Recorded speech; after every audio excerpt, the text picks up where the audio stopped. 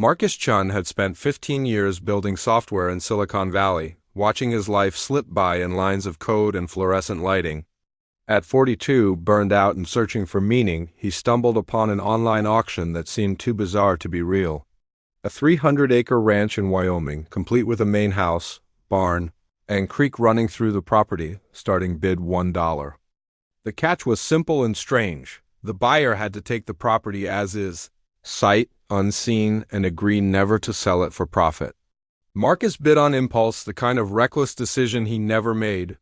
When he won for exactly $1, his friends thought he'd lost his mind. They warned him about scams, about hidden liens and environmental disasters. But something in Marcus had already decided. He quit his job, packed his sedan with everything that mattered, and drove 18 hours to claim his unlikely inheritance. The ranch appeared through morning mist like something from a forgotten dream. The house was old but solid, painted white with green shutters, surrounded by wild roses that had overgrown the fence. Marcus stood in the gravel driveway, keys in hand, feeling something he hadn't experienced in decades, genuine excitement.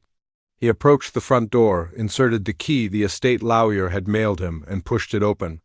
The scream came from upstairs, high and terrified, followed by rapid footsteps. Marcus froze as a young woman burst into view at the top of the staircase, wielding a cast-iron skillet like a weapon. She was maybe 25, with dark hair pulled into a messy braid, wearing paint-splattered overalls and the fiercest expression Marcus had ever seen. They stared at each other for a long, electric moment before she spoke. Who was he and what was he doing in her home? Marcus, still processing the fact that his $1 ranch came with a resident, stammered out his explanation. He'd bought the property legally. He had the deed. The woman's expression shifted from anger to something more complex, a mixture of grief and resignation that made Marcus's chest tighten. Her name was Sophie Whitmore, and this had been her grandmother's ranch. Gran had died 6 months ago, and Sophie had been living here since, unable to afford the property taxes that had accumulated. She'd thought she had more time before the county took it. She had no idea her grandmother's lawyer had put it up for auction with those strange conditions. As she spoke, Marcus noticed the paintings covering every wall, vibrant landscapes and portraits that transformed the old house into a gallery. Marcus should have asserted his rights. The law was clear. But looking at Sophie, seeing the tears she was trying to hide, he found himself making another impulsive decision. He told her she could stay. Temporarily, he added, though even then he wasn't sure he meant it. They'd figure something out. Sophie looked at him with such surprise that Marcus realized she'd expected the worst from him, from everyone. The arrangement was awkward at first. The house was large enough that they could avoid each other, and they did, circling like cautious animals.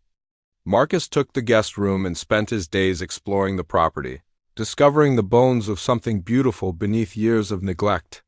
Sophie painted in the converted sunroom, emerging only for quick, silent meals. But isolation had a way of breaking down walls. One evening, Marcus found Sophie crying over a broken water pipe in the kitchen, overwhelmed and exhausted. He rolled up his sleeves, and though he'd never fixed plumbing in his life, he tried. They worked together until midnight, getting soaked and frustrated, and when the pipe finally held, they laughed until their sides ached. It was the beginning of something neither had planned. Days turned to weeks, and the ranch began to transform. Marcus discovered he loved physical work, the satisfaction of fixing fence posts and clearing irrigation ditches. Sophie taught him about the land, which meadows flooded in spring where the wild strawberries grew. He learned she'd given up an art scholarship to care for her dying grandmother, sacrificing her dreams without hesitation. Marcus started buying art supplies, leaving them casually where Sophie would find them. She began cooking meals for two, teaching him her grandmother's recipes. They developed routines, morning coffee on the porch, evening walks along the creek, nights spent planning improvements to the ranch. Marcus told her about his empty years in Silicon Valley, chasing success that never satisfied. Sophie shared her fear that she'd never be good enough, that her art was just a foolish dream.